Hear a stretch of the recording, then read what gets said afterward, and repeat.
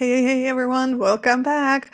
And our next guest here is Star Hofer. And Star is an experienced customer success executive, and she's with a company called Partner Stack. I'm so excited to have you here. Now, Star has been doing multiple presentations, and overall, she's a very thought after speaker. So we're really excited to have you here.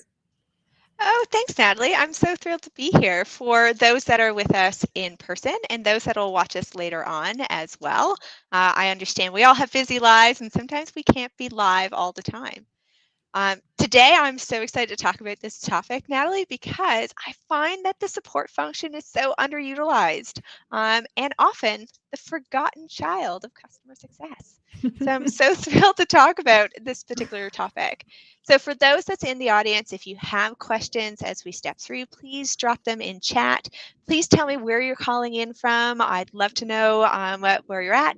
And if you are a part of our unsung heroes, our support function, please shout it out. Let me know that you're there. In the meantime, I'm going to get my screen sharing started here. Alrighty.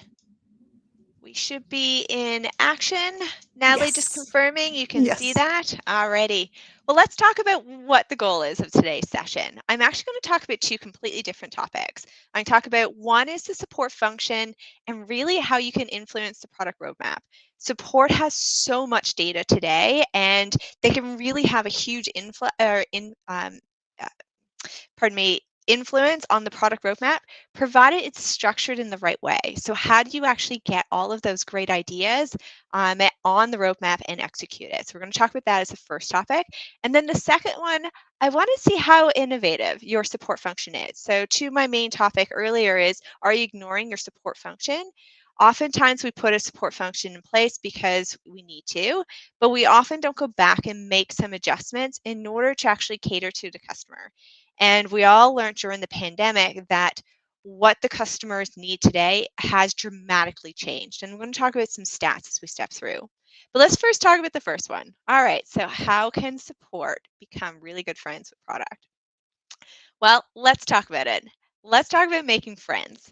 I'm first going to talk through a foundation, and this is a very tactical way in which you can make best friends with product and really make them fall in love.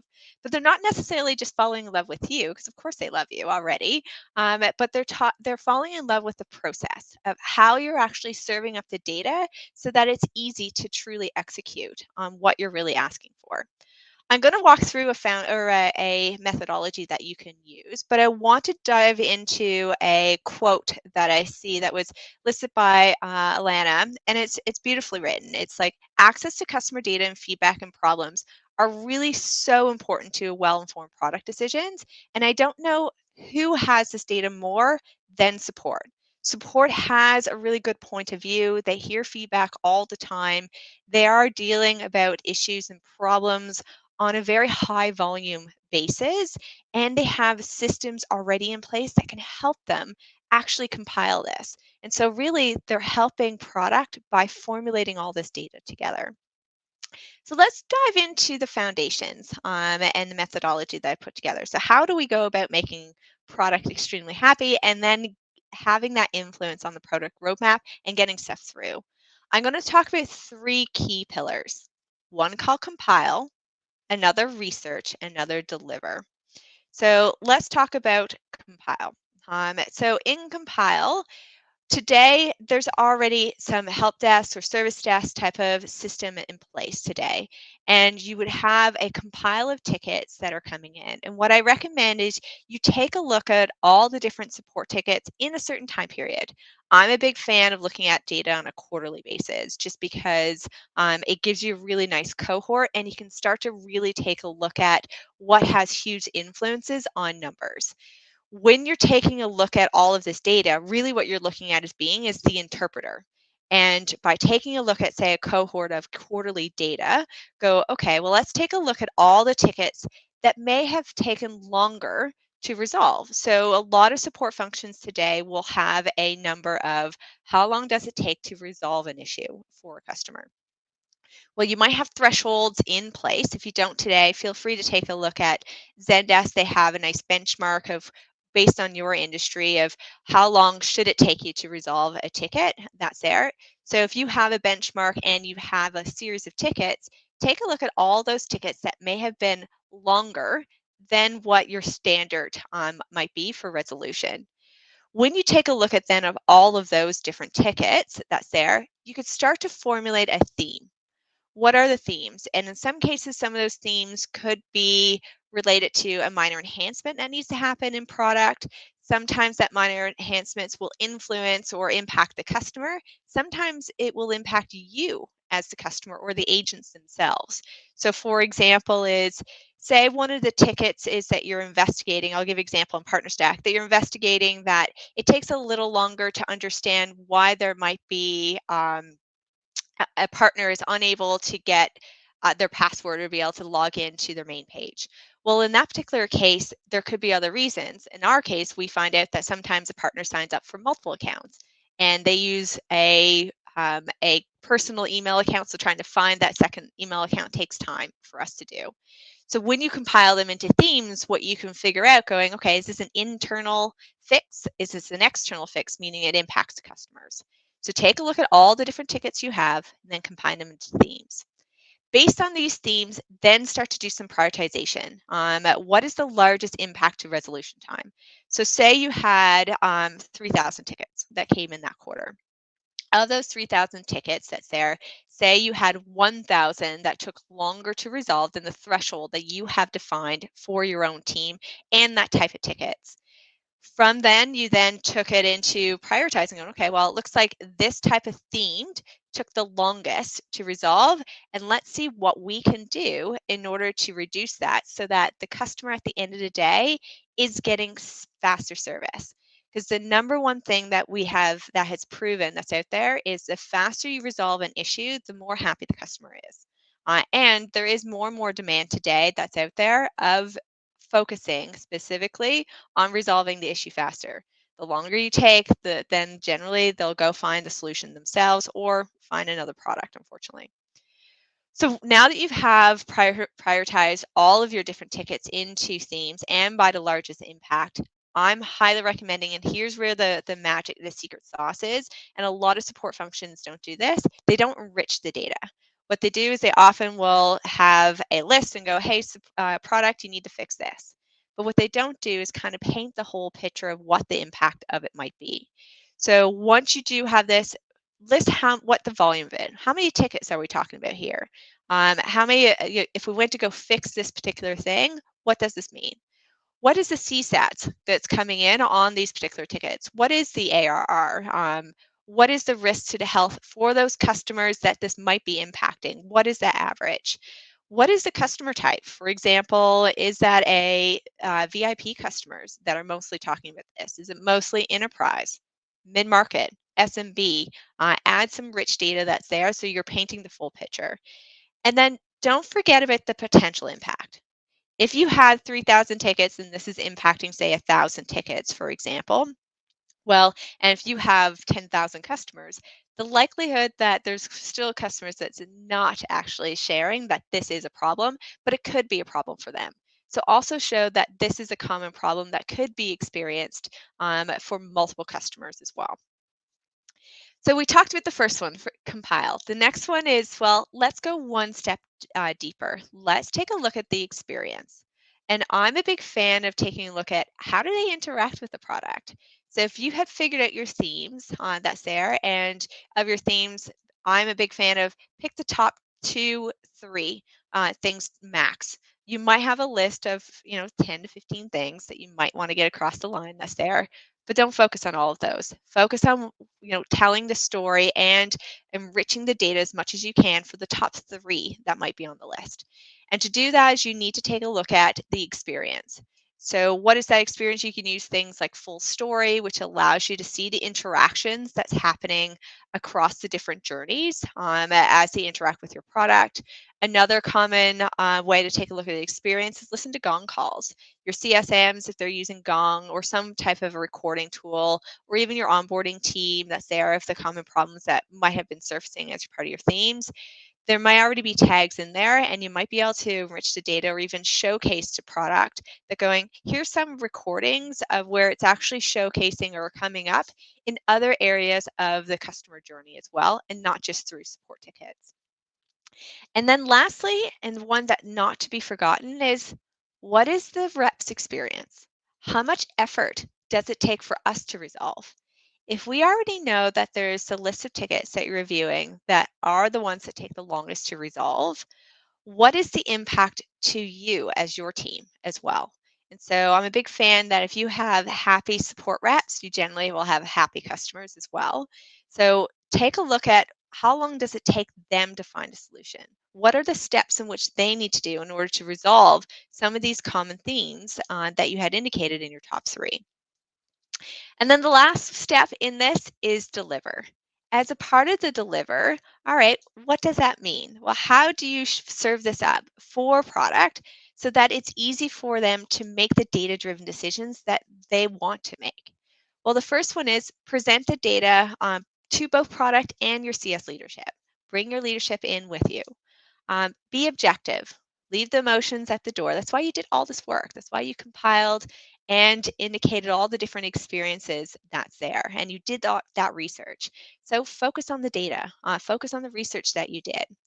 Make your ask very clear. And that's why focusing on no more than three at the very beginning will make that a little easier. Ask for feedback. This process is an iterative process. If you're doing this every quarter, that's there, and you're bringing something forward that's there, ask feedback. Ask if there's gaps. Ask if there's a way to improve it. Then ask for what the next step is. Is this something that can be done? Is this something that's already on the roadmap? Is this something that could be done within a quarter or an upcoming quarter? Don't be afraid to ask those hard questions. And then the last important step that's on here is, if product does say, yes, we're actually going to action this, we're going to action this right now, and it's already on that roadmap and you've gotten the green light that you're seeking, don't forget to monitor the results. So when the next quarter does roll around and they've put something into place that does make that experience better for either the customer or you as the agent, track the results and share it with the team. That positive experience going all the way back, going, the impact is being measured, is extremely important to our friends in product as well. All right, now I want to talk about the next step. Before this, I'm just going to stop sharing my screen so that I could see any of the questions that may have come through. That's there. All right, I don't see any questions that's here yet. So if you do have any questions, feel free to drop them into the chat that's here. Yeah, don't be afraid to drop them in. All right, so now I'm going to pivot to the second part of the presentation. So the first part was, how do you have product fall in love with you? And it really is the three different steps. Compile the results, take a look, do an analytical deep dive of your data, then enrich that data, um, find ways of that showcases the experience themselves that a customer may be having, whether you're using tools like Full Story, whether you're using tools like Gong, etc., and then present the data, but only pick the top three that's on that list. There is always going to be other ideas that come up. The second part of today's presentation is focusing on the innovation of support. And support today, oftentimes you put a support function, and all we do is we just kind of improve some of the processes that's there. We find different ways of tweaking the number. Like, for example, if time to resolve is a certain number and you're wanting to decrease it by a percentage, that's really all we're doing. We're making these small innovation or small little tiny tweaks to the process. Today, I'm going to showcase some things that you might want to consider if you're wanting to take your support function to the next level. So I'm going to share my screen again.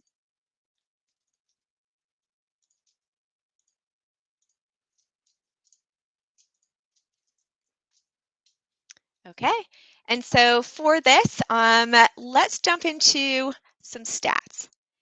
Last year alone, there was a 17% increase in support tickets globally.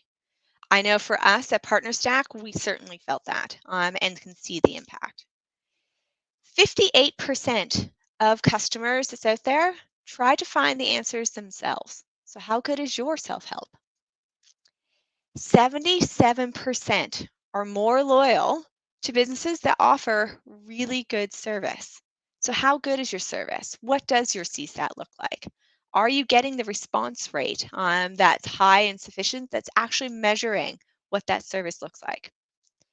Here was a stat that really blew my mind, and it's one that has really changed specifically in the last couple of years is phone. How many of you are still doing phone support today and offering us phone support as your primary that's coming in, not email, not text, not live agents, bots, etc.? Well, it's noted by different sources from both Sendesk and certainly that the phones as your primary and delivering support via phone only will represent 12% of all the tickets that's coming through. So take that in consideration. So if your primary is support today is phones today, you're going to want to start thinking about innovation because it's really going to start phasing out in 2022 and beyond. Bots. There's been a lot of mixed emotions about bots out there, whether that's a chat bot, whether that is a support bot, whether it's an AI bot. There's a lot of different bots that's out there. But it does have a way in which saving you time. It has been noted that a per agent on average can save 264 average or hours a year by the use of a bot. And that makes sense when you talk about 58% of individuals are wanting to find the answers themselves. So that checks out. Lastly, another stat I'll leave you with before we get into what are some of the ways in which you can start to consider innovation is your agents are more likely to use a messaging channel over live chat. Live chat today, and the reason why this is high is live chat means you can only have a one-to-one conversation. You can't really have a lot of multiple conversations happening, where in a messaging channel, you can. So if you think about like WhatsApp, for example, or even if you're using Facebook or any other type of media tool for messaging, then you can have multiple on the go and not just have a one-to-one. So if you're on the phone with somebody, then that would just be a one live chat. Or even if it is a little more digital, then generally agents will prefer having more than one conversation at once. So let's talk a little bit about innovation. So here are some concepts that's out there. There has been a lot of different pieces of information that's come out about what is the innovation of support going into 2021. And I've listed just some of the few that I've also experienced that's coming in here, and then plus what the industry is pushing as well. The first one, I think, is one that often does not get taken into consideration. We have been talking about customer experience, and we all know that customer experience does have a positive impact on retention, on the experience for customers, and also advocacy of wanting to buy more and wanting to shout from the rooftops about how much you love the product. But we need to take into consideration what the agency experience is as well. And an agent experience in this case is your support rep. And so if we then take a look more of a holistic view, much like you're looking at customer experience, and if you're looking at how do we empower the agents, make them more efficient, more effective, this is what's going to make a very exceptional customer service experience. Now, what are some of the ways in which you can start to consider this? Well, take a look at the tool stack that they're using. Are they using the best in breed tech that's out there, or tools that are very proficient for the job in which they're doing? Are you constantly providing training for your agents in order to continue to improve at that? Are you automating the things that could be automated so that they're not having to do consistent repeat tasks? Is there a way that you can give them more data faster? Don't let them go hunt for data. Serve it up. We have spent a lot of time of making that easier for CSMs. Why are we not doing the same experience for our agents? And then lastly, give them specific relevant feedback. I love this tool called Maestro QA. Shout out for Maestro QA if you're watching or listening. Great tool. It's a great way of taking a look at a ticket and providing feedback back to your agents so that they can actually see how they can continue to improve on their delivery. The next one is omnichannel communication. For omnichannel communication, customers no longer want to pick up the phone and talk to somebody. They want to help themselves. In fact, most customers want to do whatever is most convenient to them, and they don't just expect it; they're actually demanding it. And so if you're only using support, now it's time to reconsider. If you're only using email, it's time to reconsider. Let's take a look at other forms of communication. And that could be things like WhatsApp. In fact, WhatsApp has jumped 219% as being the number one platform for communication. Are you using WhatsApp? Take a look at your tech stack. Find other means in which they can communicate and not just use one or two ways. Proactive help. Today, oftentimes support is labeled the reactive, and then everything else in support is labeled proactive. That doesn't have to be the case.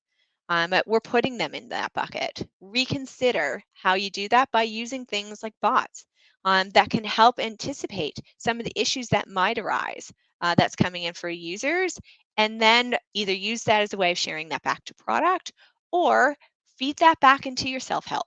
If we already know 58% of users want to help themselves, well, then help themselves. If you know that they're going to stumble on something, give them the information to help up front.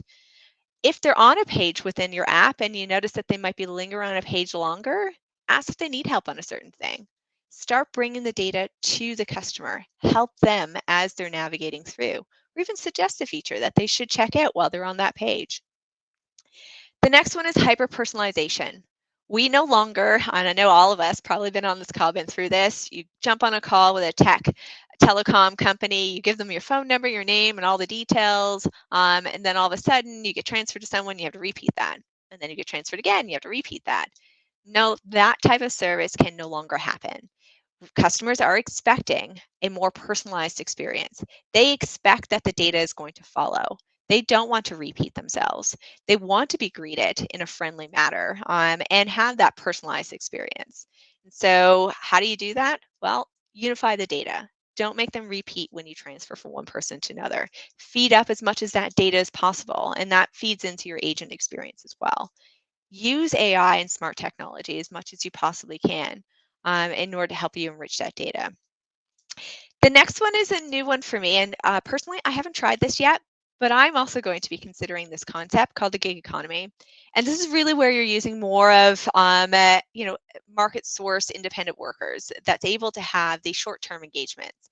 And today we're starting to see more and more of that happening on the engineering side of things, where you have consultants, right, that's coming in to help with, um, you know, enrich your or add value for your engineering when you might be short on the number of developers you have.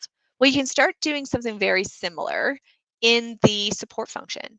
So if there are like common repeat things, or if you have a 24-hour support service, then you could figure out like how to use a crowdsource of saying, all right, especially if you have specialized skills that you need to have in your support team, is putting out there where you can take advantage of all of those that prefer to only want to work part-time and only want to define what their hours are. And so you can start to pull in individuals on a regular basis and start to pull from a community. It's a great way of actually adding reps to your support team, especially for things that are really well defined. And then last one, service transparency. Customers want to know how you're supporting them. What are those stats? And it could be things like, what is the CSAT? What are the number of tickets? What are the volume? Is there an outage that's there? Are we hitting their SLAs that's there? Don't be afraid to show your stats publicly. I have seen more and more companies starting to do this. This is something that we're starting to consider at Partner Stack as well, is how to showcase these stats a little more. And so example of that is I was using a tool called Squarespace for a website that I have, and I realized the application was a little slow one day. And it was on like a holiday weekend. And I was like, oh, but I only have this day in order to work on this. And I was like, well, how am I now going to find out? Well, thankfully, they actually have their stats posted live. So I was able to go find it that they were experiencing a service disruption. And they were actually great at noting how long it was going to be to resolve. So then I just walked away, waited until the time period that they said, and came back and was able to accomplish what I wanted to instead of sitting through, a bit more of a slow experience. So don't be afraid to share and create that transparency for customers. So here are the 6 different ways in which you can innovate your support function. One is consider your agency experience. You've invested a lot in your customer experience. Now it's time to take a look at your agent experience. Consider more than one channel of communication. Provide proactive help. Create a personalized experience, a more hyper personalized experience. Don't ask them to repeat stuff. Consider crowdsourcing for especially talent that's out there that you might need. And then share transparency as much as possible. So I want to pass it back for questions. I know we have roughly about 5 minutes. Thank you all for your time. If you have questions, I would love to hear them. So I'm just going to stop sharing my screen here.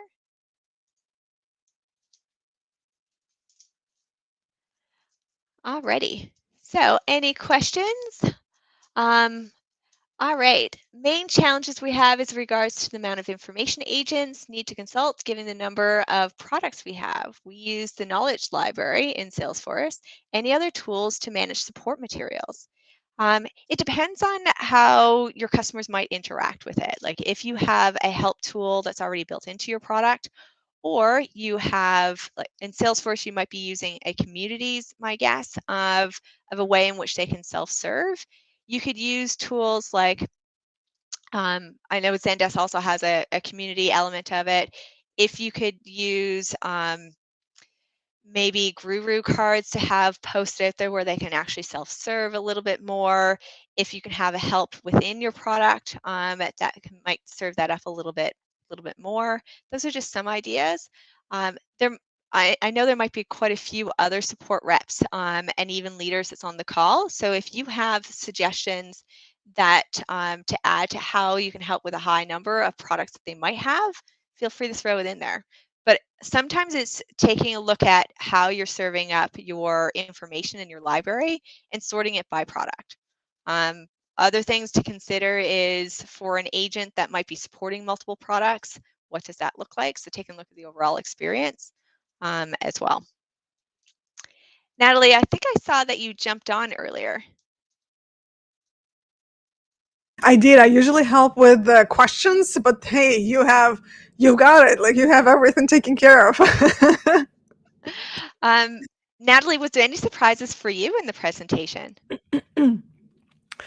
You know what? I definitely, especially in the last couple of sessions, people have been asking a lot about the tools. So if you could share a little bit more specifically about maybe your guys' tool setup, that would be really helpful.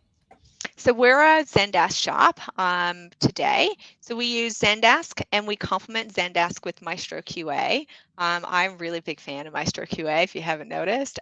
It's a great way. It's a way of using a Rubik's Cube in order to actually help train your agents or your support reps on if they're delivering an exceptional experience to your customers.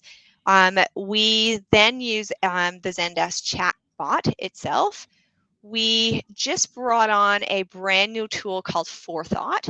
Forethought is a way, it's a artificial intelligence tool. It's a way of enriching the data. And this is, again, specifically for the agent's experience. Forethought, what it does, or what we've purchased it for, is to actually serve up what is the connection between the ticket and actually the answer. Because oftentimes when you have brand new reps, they're like, oh, this product is overwhelming. It's very wide, it's very deep, there's multiple products. How do I answer it? Well, it's like the AI bot will go, oh, hey, it looks like this question has come in before. Here's some recommendations.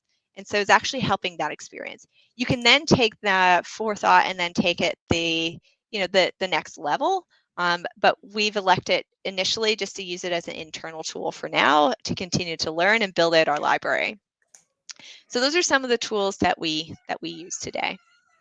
And then, of course, we use Zoom and Gong that I mentioned earlier in order to do the recordings when we have a call with a customer themselves. Looks like we have one more question. Should the level of service differ based on the customer type? That's a SMB, really mid-market, enterprise? This is a really good question, and I think it's different philosophies and debate. I think it depends on where you might be as a company. Like, are you seed company, Series A, Series B, more mature company? Are you selling premium support packages? Are you not selling premium support packages? I'm in a Series B company right now. Generally, I kind of sit in the seed all the way to Series C type of companies. In my experience, what happens is, yes, you can create different levels of service for SMB, mid-market, and enterprise. You can even have it for, your VIP type of things. But you know what ends up happening? everyone gets the exact same level of service. So if you create an elevated level of service, it's too hard to implement, especially if your company is growing. If your company is growing over 100% year over year, it's too much volume to stay ahead of. And so the easiest way to do is like provide everyone that same offering, because it is the easiest method. So, but the question comes down to, it's a good question, should you? So should you provide a different level of service? My opinion is no. And the reason for no is your SMB will sometimes be a mid-market, will then sometimes be an enterprise, but they know when they're provided different service. Sometimes they'll demand a different service as well. That's there. I'm a big fan of cater to the customer within reason. That's there. Help service the customer, regardless if they're SMB, mid-market, enterprise. They might be mid-market or they might be SMB today, but they won't be tomorrow. So be careful on how you serve them, because the better service you give them, the more they stick around, regardless of who they are, whether they're mid-market or SMB or enterprise or even a VIP. Um, I also should note I'm also not the biggest fan of putting out premium support packages that's there, and the reason is because everyone ends up getting that same package anyways. Is just that customer ends up paying just a little extra. The only caveat to that is if they need service outside of your hours. So if you did have, a time to operate, and your time to operate, say, is a 9 to 7 or 9 to 5 or whatever that might be, but they need 24-hour support, that's the exception for me, because now you're paying for outside of a certain service level, or if it needs to be in a different language. Those are the two like different service offerings. It's not how you service them, it's what you're servicing them. I think that's a clear distinction for me. It's a great Awesome. question. Got it. Alrighty, Star. Well, thank you so much for sharing so much expertise with all of us. You also are part of the community. Tell us a little bit more about that. Um, which one? Because there's a few communities that's out there. So I'm in Toronto. So if you are in Toronto, shout out to those that's in Toronto. I own a customer success community that's there, where we're again just trying to provide great wisdom to new individuals that want to start or be part of customer success movement or want to learn a little bit more for thought leadership. There's also other communities that's out there that I'm a part of. Gain, Grow, Retain is a fantastic community that's out there as well that I enjoy being a part of. And then a new one that's out there, if you are new to customer success and want to learn more, check out On Deck. Great community there as well. Amazing. Thank you so much for the wealth of resources and information, Star. It's been my pleasure and look forward to chatting with you again. All right. Thank you so much. Have a great day. Everyone, we'll see you in the next session.